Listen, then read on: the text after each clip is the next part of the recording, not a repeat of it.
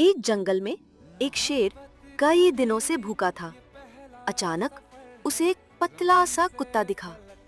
शेर ने दहाड़ लगाई, आज तो तू मेरा खाना बनेगा।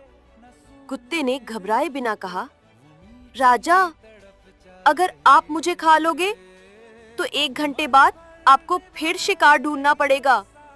लेकिन पास ही एक चरवाहे की बकरियों का झुंड है, मैं आपको वहां तक ले चलूंगा।